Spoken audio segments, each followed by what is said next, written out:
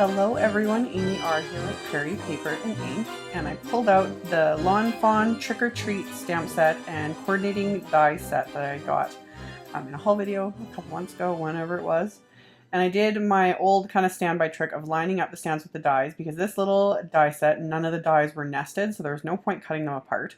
So I just lined up all three stamps because it's such a small little set that I could just put all three stamps just on an acrylic block, so it's not like my other way of doing it when I use the Misty. This isn't necessary for such a small set. And I'm inking the images up with Simon Says Stamp and Ted's Black ink, and I have this piece of Neenah 80-pound cardstock here. And when I stamped the first one, I realized I had quite a bit of space to stamp more, so I ended up stamping this 6 times onto the cardstock. My original plan was to only make one little card, and then, as usual, things kind of snowballed, and I decided to make several. So doing it all at once, just had all the images stamped out, and then I'm using Copic markers to color everything in. So I started with the bat and figured out which 3 shades. I'm using 3 different shades of gray to color this in, because obviously if you color something that's meant to be black, straight black, you lose all the dimension, you're not going to see any detail, it just looks flat. So I actually used 3 different shades of gray for these, and I'm using C9, C6, and C4, starting with the darkest and working my way to the lightest. And I did all those at once because it just sped up the process. And then I did the exact same thing with the little candy corn images. I did all of the yellow at once. I will have a picture on my blog that lists right out all the different colors I used. For the candy corn, I only used 2 shades of each color. So I used Y15 and Y06 for the yellow. I used YR07 and YR04 for the orange, and then the white, rather than just leave it completely white, I added a tiny little bit of C2 along the edges, so just really, really pale gray, and then I quickly blended that out with my Zero, the colorless blender, just to fade that out a tiny little bit.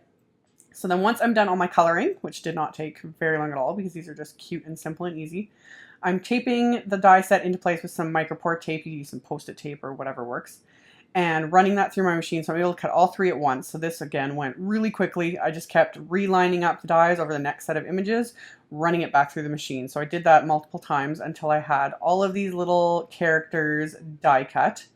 And then once I'm done with all of the die cutting of the images, I pulled out one of the, my favorite things, single stitch circle frame dynamics. I've shown the rectangle ones a couple times and love them.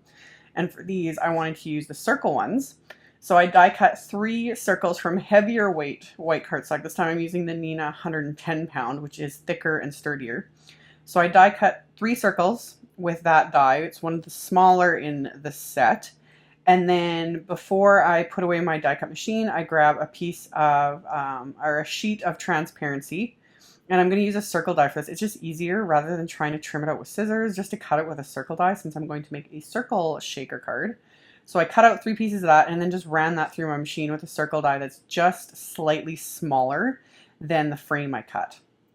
So I wanted to make sure it wasn't too small, so that it would overlap the die but not too big, so that it wasn't peeking out the edges, so I don't have to sit and trim. I wanted these to be as quick and easy as possible.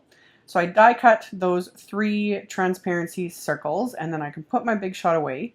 And then to adhere those circles to the frame, or actually before I get to that, my little cards, these are going to be mini cards. So they're just 3-inch by 3-inch note cards. So I cut down the Neenah 110-pound cardstock to 3 inches by 6 inches, scored them all at 3 inches with my Teflon bone folder. So I've got 3 mini note cards here. So did all that. And then for my little actual shakers, I've got the frames and I've got the transparencies. And the easiest way to adhere these transparencies I found was just to use some multimedia matte adhesive from Ranger. I've said in a previous video, I prefer using like score tape or redline tape when adhering transparencies. It's just easier because with this, it's so slick, it's easy to slide around, but trying to adhere score tape or redline tape onto a circle is just, it's time consuming. And I did not feel like sitting there trimming out a bunch of little pieces. It's annoying. So I just did a really thin line along the inside of the frame and then adhered the transparency, and they were good to go. And then I've shown this in previous videos, and this is a technique that totally changed my life. I mentioned it in the previous video. I got this idea from Christina Warner, and she said in her video she got the idea from a subscriber. And nobody really knows exactly where it originated, but if you take the backing off your foam tape, it is able to bend. So for these, I trimmed it down. I'm trimming my phone tape into thirds because these frames are really narrow, which makes it even easier to apply them around the perimeter of the circle. So I don't have to sit and fiddle and, again, cut a bunch of small pieces. That was why I used to never do circle shaker cards, because it was just a pain in the butt and it took forever. And I ain't got the time for that. So doing it this way makes it so quick and easy. Like, these cards literally took no time at all to make. So I trimmed down the foam tape, like I said, into thirds. So you also get way more out of your foam tape. And then I did double layers on behind each of these frames so that it's stacked up high enough to give a really good opening there for the shaker elements. And then just trimmed off the piece with my scissors, making sure there's no gaps, which applying it this way makes it so much easier. And then I used 2 of the smaller little candy corn images and stuck those in my shaker. And then for the sequins, I'm using the Haunted House Sequin Mix. This is the pack from Little Things from Lucy's Cards that I also had shown in a haul video. Might even have been the same one. I don't remember. This pack is so cute. There's little ghost sequins and little pumpkins and everything. And as a little bit of extra filler, I added some extra Pretty Pink Posh Onyx and Tangerine 4mm because they're just smaller and really cute. And then to adhere these to my card fronts, since I filled up the shaker first rather than pouring it onto the card, and then I wanted these centered, is I centered that in the middle of my grid paper within a 3" by 3" circle. And then I flip my card over and press it into place, and I've got my circle adhered right in the middle of my card front. I wish I'd thought about this a long time ago, because sometimes trying to line those up when you can't see obviously through the card front, it makes for a difficult placement when making shakers like this. So that just made my life so much easier. And then to finish off the front of the card, I just adhered the bat and the larger candy corn with more multi-medium matte adhesive.